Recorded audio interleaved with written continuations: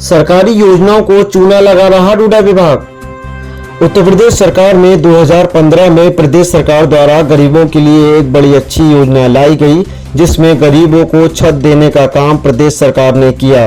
लेकिन कुछ अधिकारियों ने अपने घर और अपनी जेबें भरने के लिए उन योजनाओं को जमकर चूना लगाया है। योजनाओं के नाम पर गरीबों से मोटा पैसा वसूला गया, लेकिन फिर भी मकान नहीं दिया गया। ऐसी योजनाओं के लिए उत्तर प्रदेश सरकार कोई ध्यान नहीं दे पा रही है। जी हां, हम बात कर रहे हैं उत्तर प्रदेश के बरेली जिले की, जहां डूडा विभाग ने आसरा योजना में जमकर बंदरबांट किया है। इसका सीधा फायदा उन गरीब लोगों को न देकर उनको पहुंचाया गया है, जो इस योजना के बिल्कुल भी दूर दूर तक पात्र नहीं थे। आइए अब आपको समझाते हैं कि आसरा योजना में किसे और कैसे मकान मिलता है। दरअसल मकान दिलाने के नाम पर लोगों से कागज और मुंह मांगी कीमत ली जाती है। डूडा ऑफिस में काफी समय से यह खेल चल रहा है। मेरा कुंती। आप कहाँ रहते हो? मैं यही रहती हूँ संजय नगर में। किसका अपना मकान है कि नहीं, किराए पे? किराए पर रहते हैं। आपने डोडा में आश्रम मकान के लिए फार्म भरा था? हाँ, भरा था मैंने फार्म। तो क्या हुआ अब तक बताइए। वहाँ पे मतलब मेरा नाम आया, लेखपाल आया था, उसने मुझसे मतलब बोला कि तुम्हारा नाम आ गया। जब हमने कहा ठीक है, मैं मकान मिल जाना चाहिए, तो जब पैसे उसने मुझसे मांगे तो मैंने मना कर दी कि पैसे नहीं है मेरे पास। तो वो उसने काटा पिटी करके चला गया। फिर हम लोग डूडा ऑफिस गए, धर्मेंद्र से बात करी तो धर्मेंद्र बोलता है कि 40,000 रुपये दो या 25,000 रुपये दो तो मकान मिलेगा, अगर नहीं दे पाओगे तो मकान नहीं मिलेगा। कई चक्कर लगाए हम लोगों ने, पर हमें नहीं मिला, और जिसका नहीं था उसे मिल गए। तो हम लोग घर में बैठे आराम से। आपने पैसे दिए उनको? पैसे नहीं दिए मैंने, उन्हें मांगे तो हम पे थे ही नहीं पैसे, होते तो हम वो मकान ही को ले आते। फिर जब हम किराए पे बैठा करें तो फायदा क्या हमारा फार्म भरवाने का। आपका लिस्ट में नाम आया था? हाँ, लिस्ट में मेरा नाम आया था। और डूडा में तो मतलब बहुत तेज से बोल रहे थे कि कुंतीगंज मकान आ गया है, नाम भी आया था मेरा। तो आपने तो जो वहाँ पे पीओ बैठते हैं उनसे आपने जानकारी लिया कि हमारा लिस्ट में नाम आया, हमें नहीं मिल रहा है? हाँ, मैंने उनसे कहा था। वो तो वही पैसों की डिमांड, हमारा सुनता कौन है? जिससे बात करो वो पैसे करते हैं वहाँ पे, तो अपने सब लेके चले पैसा का डिमांड किए थे सभी। हाँ, मतलब मेरे को ज्यादा तो वो धर्मेंद्र ही कहते थे, मकान वही का ज्यादा थे वो। अरे वो गंजन चौधरी है एक, उनसे भी बात करते थे। वो भी यही बोलते थे कि अभी कुछ नहीं है, जब होगा तो बताएंगे, अभी कोई मकान नहीं आया है तुम्हारा। बहुत चक्कर लगाए हम लोगों ने, थक गए जाते जाते, तो किसी ने सुनवाई नहीं हुई, तो फिर हम बैठ गए आराम से। और शर्म आनी चाहिए, मतलब किराएदारों के लिए मकान नहीं मिल रहा है, और जिनके पास मकान है वो आराम से मकानों में रह रहे हैं। तो डूडा वालों को भी सोचना चाहिए, तुम बैठो तो किसके लिए बैठो? वो हम लोगों के लिए तो बैठो, वरना हम लोग को फर्क ही नहीं पड़ता है।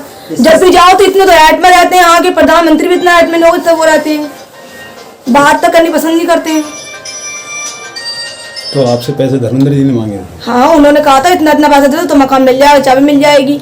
हमने कई चक्कर लगाया, उन्होंने मतलब फिर जब पैसा ही नहीं था तो वो हम सुनी करते रहे। उन्होंने हमारी सुनी नहीं एक बार भी कि हाँ क्या नहीं, चलो कोई बात नहीं, गरीब है, इतने चक्कर लगा रहे नहीं। पापा का हमारे था, देखो पापा का मकान मिल रहा था, वो उनका नाम आया, वो हमारे। जब पापा ने पार्टी करी तो उनको मतलब सब कुछ करा, उन्हें मकान मिल गया, हमने कुछ नहीं किया तो हमें नहीं मिला। आपके पास रसीद है जो? हाँ, मेरे पास है। कहाँ पे है? मेरे हाथ में। दिखाइए रसीद, आप अपना दिखाइए। क्या नाम है आपका? मनु गुप्ता। आपने डोडा में फार्म भरा था, किस चीज का फार्म भरा था? आसरा आवास में मकान के लिए अप्लाई किया था। तो उसके साथ में क्या हुआ अभी अब तक? हमें मकान नहीं मिला, हम दोनों आपस कई चक्कर काट चुके हैं, वहाँ पे एप्लीकेशन भी भेजी, लखनऊ भी भेजी, लेकिन हमारी कोई सुनवाई आज तक नहीं हुई है। कितना टाइम हुआ? हमारा टाइम सन 2016 में फार्म भरा गया था, आज सन 18 तारीख है, अभी तक कोई सुनवाई नहीं हुई। कई बार गई इन्होंने ऑफिस, लेकिन हमें टाल बला करके वहाँ से ऑफिस में किससे मिले आप? वहाँ पे कोई अधिकारी थे, वहाँ बैठे हुए थे, हम नाम तो नहीं पता। उन्होंने कहा कि धर्मेंद्र के पास जाना, कि धर्मेंद्र भैया और कोई भी, हम नाम ने पता करा तो बोले आपकी एप्लीकेशन, उन्होंने बुलाया था नंबर अपना, उनका नंबर था हमारे पास। किसका? धर्मेंद्र का? जो भी जिन्होंने बुलाया था उनका नंबर था हमारे पास। उसी नंबर को मैंने पप्पू कचौड़ के पास दिया जाके, उन्होंने फ़ोन किया उनके लिए, तो फिर उन्होंने फ़ोन उनका काट दिया। फिर उसके बाद में 25,000 रुपये मांगे, हमारे पास कोई पैसा नहीं। कौन मांगा था पैसा? धर्मेंद्र भैया ने कहा था। क्या बोले आपसे? कि 25,000 रुपया दोगी तो आपको मकान मिलेगा। तो अब तक कितना पैसा दे चुकी है आप? हमने पैसा 5,000 रुपये दे दिया, अब हमारे पास कोई पैसा किसको नहीं। दिया पैसा आपने? धर्मेंद्र को। धर्मेंद्र को आपने 5,000 रुपया दिया? जी। तो आपका मकान आपको नाम पर अलॉट नहीं किए? नहीं किए। आपने हमने वहाँ लिस्ट में भी नाम देखा तो बोले जाओ आपका नाम नहीं है। तो आपने पूछा कि क्यों नहीं किए? बोले तुम्हारा नाम नहीं है, आपको मकान नहीं मिलेगा। और जो उनके साथ में थे वो भी हमें यही टहलाते रहे। तो टोटल पैसा कितना मांगे थे आपसे धर्मेंद्र ने? उन्होंने कहा 20,000 रुपये और दो। मतलब टोटल 25,000 रुपये आपसे मांगे, तब आपको मकान दिया गया? हाँ। ये धर्मेंद्र ने बोले आप? जी। तो आपने किसी अधिकारी से बात बताया? अधिकारी क्या, हमारे जानने वाले जो जिनके घर में रहते थे, वो छोटू जो उसके हैं, क्या नाम, वो अध्यक्ष हैं, उन्होंने हमें एप्लीकेशन लिखवा का भेजी लखनऊ से। फिर आया, फिर फ़ोन आया, बोले आपको मकान मिला। हमने कि हम रोने लगे उनके पास। हमने कि अभी आप लोग बार बार फ़ोन करके हमें परेशान करते हो, आपने कोई हमारी सुनवाई की? अभी तक तो मकान मिला नहीं हमें। बोले नहीं, आप घबराइए नहीं, आपको मकान मिलेगा। बस यही कहेगा कि हमसे बस एप्लीकेशन आप कहाँ दे चुके हो अब तक?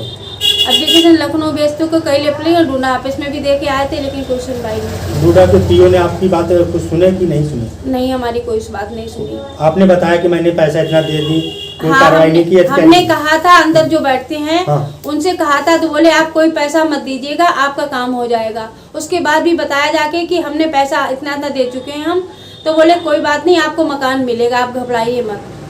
फिर हमने, भैया रोज पैसे नहीं हमारे पास जो हम ढूंढा ऑफिस जाके अपना टाइम वेस्ट करें। हम काम करने वाले इंसान रोज नहीं जा सकते। आप कहाँ रहते हो अब इस समय? आप इस टाइम हम गोपाल नगर गुसाई कोटिया में। आपका मकान खुद का है किराए? हमारा मकान खुद का होता तो हम अप्लाई क्यों करते? हमारा मकान किराए का है। अभी तक हम शमशान भूमि के नीचे विनोद भारद्वाज के घर में रह रहे थे। आप चलिए हम बात करा देते हैं। और इस टाइम हम कुसुम दीदी के मकान में रह रहे हैं किराए पे। लॉटरी बना है आपका लिस्ट में नाम आया था? लिस्ट में नाम आया था। तो मेरे पर्ची आपको दिखा रहे, जो हमारे हाथ में ये पर्ची दी थी हमारे लिए। दिखाइए, पर्ची दिखाइए आप अपना। और मनु गुप्ता नाम संजय कमेटी हाल में बुलाया था, तो उन्होंने कहा कि आप मत जाइएगा, आपका पर्चा हम लाके खुद देंगे, आपको मकान हम दिलवाएंगे। कहाँ पे गए थे, किस जगह? संजय कमेटी हाल में मना कर दिया था मुझे जाने से। कौन मना किया था? धर्मेंद्र जी ने। क्या बोले? बोले आप मत जाइए, हम आपको पर्ची लाके यहीं दे देंगे, आपको मकान मिलेगा। मतलब अंदर आपको जाने नहीं दिए धर्मेंद्र ने? जी। आधार, आप अपना आधार दिखाइए।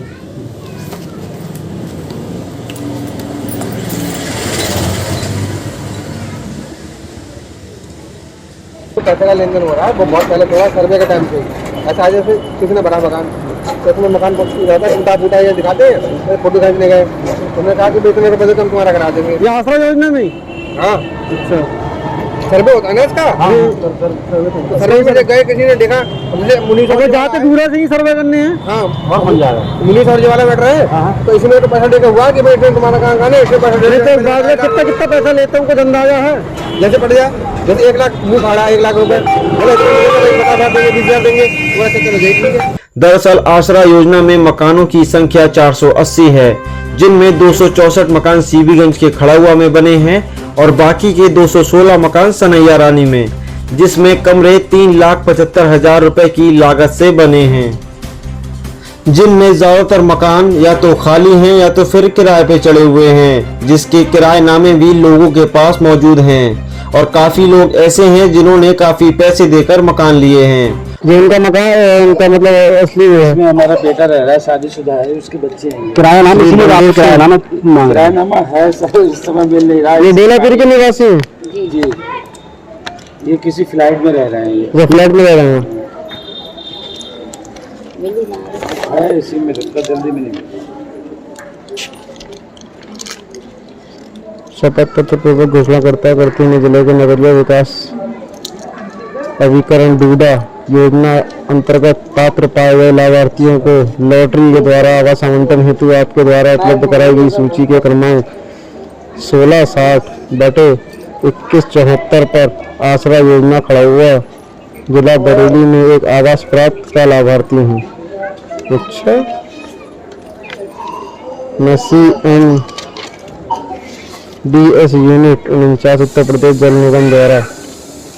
निगम बरेली द्वारा एक नया मकान A5 पर कब्जा प्राप्त कर रहा हूँ, जिसमें एक कमरा, एक रसोई, एक बाथरूम, एक शौचालय है। मकान के सभी कक्षों में लोहे के चौखट, खिड़कियाँ, रोशनदान, 5 नग, फ्लश डोर, शटर, समस्त सैनिटरी कार्य।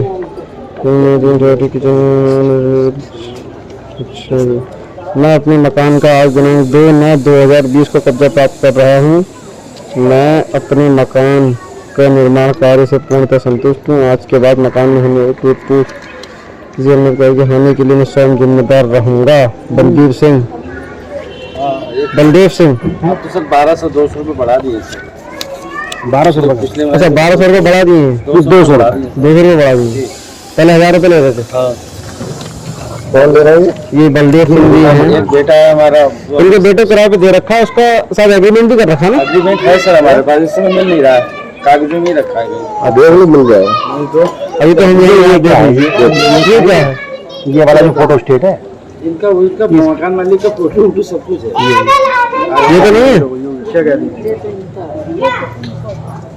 और कुछ लोग इनमें ऐसे हैं जिनको मकान तो मिला है सनैया रानी में, लेकिन वो खड़ाउआ में आकर रह रहे हैं, जबकि ऐसा कोई भी सरकार की तरफ से नियम जारी नहीं हुआ है। कुछ लोगों को सनैया रानी में मिला हुआ था, कुछ लोगों को सनैया रानी में मिला हुआ था। जब सेकंड लिस्ट चेंज हो गया तो जिनको खड़ाउआ था उनको सनैया रानी हो गया, जिनको सनैया रानी उनको खड़ाउआ हो गया। मतलब ये चेंज कर दिया गया? चेंज करा या हुआ ये तो वही लोग बता सकते हैं। अच्छा बेटा एक चीज एक्चुअल चीज रियलिटी मेरे सामने है, वो मैंने तुमको बताई। इनके अपने मकान है सबके?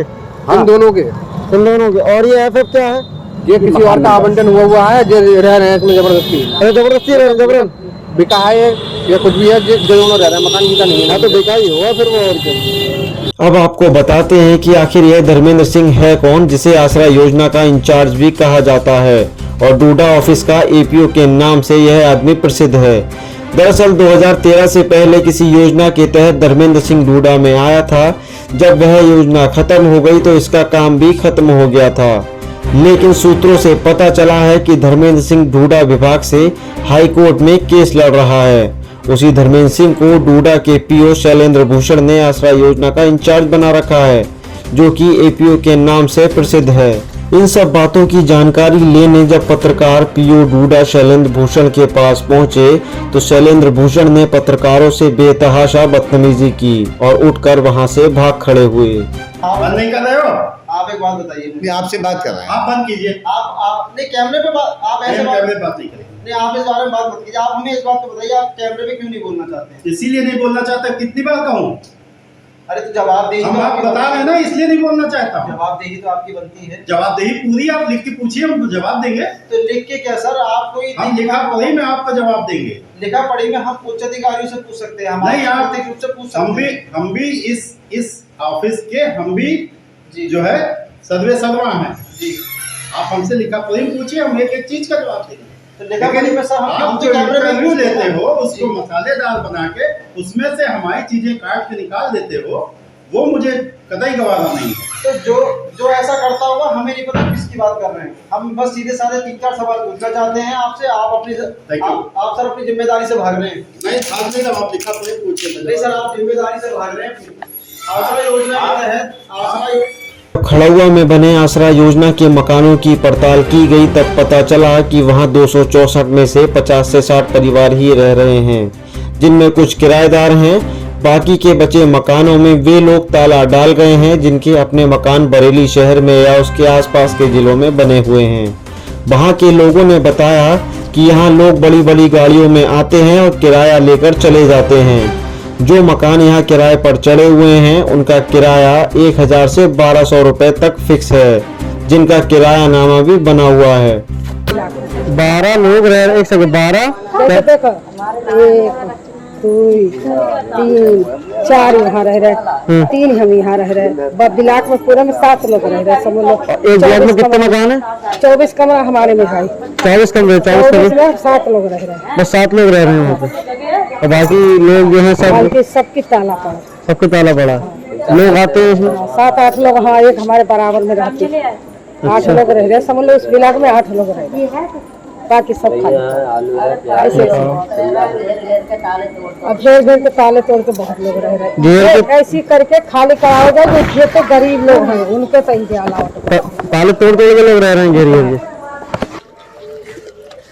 लोगों के पास मकान है वो फिर भी यहाँ रह रहे हैं, घेरे हुए हैं। 264 में से आप लोग 70 परिवार लोग। अरे 64 होंगे, 64 होंगे भी नहीं, 200 खाली पड़े हैं। 200 मकान खाली हैं और 200 मकान में 100 मकानों में सब सामान भरा होगा, 100 बिल्कुल फिर भी खाली है। अब किसके ताले पड़े, किसके मकान पे जिससे एक दिन जांच हो जाए, नगर निगम की टीम आ जाए, आप लोग आ जाओ, सब तो सब सही हो जाएगा। हमारी मम्मी ने 2015 में फार्म भरे, हमने नहीं भरे, आपसे झूठ के बोलना नहीं, मम्मी ने भरा, मम्मी के नाम से ही वो आया है कागज। और उसमें संजय कमेटी हॉल में पुकारे गए थे नाम सबके, विकलांग लोगों के लिए नीचे, और जिनका ऊपर 2 मंजिल है 3 मंजिल है उनको वैसे। अच्छा, यहाँ पे जब वो चाबी वही बट रही थी तो एक दलाल तो बहुत थे, कोई चाबी के 500 रुपये मांग रहा है, कोई पहले वो चाबी बटा तो उनने कई एक से चाबी के पैसे 500-500 भी लिए। उनने हमारी मम्मी से ही मांगे, हमारी मम्मी के पास थे नहीं पैसे, तो वो तो पैसे नहीं दे के चली गई, बोली हम पैसे नहीं देंगे और हम डोडा ऑफिस ही जाएंगे। उन्हें चाबी के लिए 500-500 रुपये बहुत लोगों से पैदा करें। यहाँ है नहीं, 10-20 लाख रुपए कमा कर कौन हो मोमडन वहाँ को जो कोने में रहते हो हमारे गाँव को? शकील अहमद। शकील अहमद किसका आदमी था?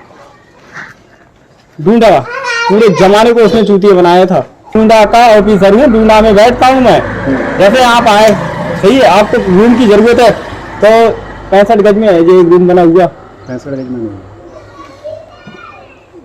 जो भी है सही है 35 गज में। हाँ, तो उसके बावजूद अगर 10,000 या 20,000 में अपने लोगों के लिए मिल लो, एक महीना के लिए किराए पे मिलाया अगर अपने लोग सही जगह जाएंगे तो आदमी सोचते हो यार अगर इनने 5-10 हज़ार रुपए मांगे तो दे दो। यहाँ से पैसा कमा कर उनने बंडिया में 400 गज जगह लेकर बिल्डिंग खड़ी करा रहे हैं। आप देख लो, ताले से पता चल जाइए आपको बचे क्या है। मौजूद पता कितने लोग मौजूद जो लोग रह रहे हैं परिवार के, मेरी नजर में करीबन 50 लोग रह रहे हैं, जिसके मौजूदा कागज है, जिसके अंदर में उनमें कई लोग 50 में से भी कई लोगों पे कागज नहीं है, कई लोगों पे कागज भी नहीं है और कई लोगों पे मेरे 50 में से मेरी अंदाज तो ये कह रही है कि 30-35 में है, उसमें 15 में भी नहीं है। दरअसल बीते दिनों डूडा के पीओ शैलेंद्र भूषण पर भ्रष्टाचारी के आरोप में विजिलेंस के द्वारा जांच की गई थी। इनके खिलाफ विजिलेंस ने चार्जशीट तो दाखिल कर दी है, परंतु अभी तक इन पर कोई कार्रवाई नहीं हुई है। क्यों नहीं हुई है, यह एक बड़ा सवाल है। को बता दें कि इन महिलाओं ने यह तक बताया है कि जब वे आसरा योजना के मकान को लेकर डूडा के पीओ शैलेंद्र भूषण से पूछने गई तो पीओ साहब ने कहा कि फाइल पर सिग्नेचर कराने के लिए ऊपर तक पैसा जाता है। अब सवाल ये उठता है कि आखिर ये ऊपर कहां तक जाता है, क्योंकि डूडा के पीओ से ऊपर तो नगर आयुक्त और डीएम साहब आते हैं। यह तो फिलहाल जांच का विषय है। हमारा कुछ भी नहीं हो पाया, वहाँ पे हमने बहुत चक्कर काटे, जब उन्होंने बुलाया, जब गए, जब थोड़े पैसे उनको करके देके भी आए हैं।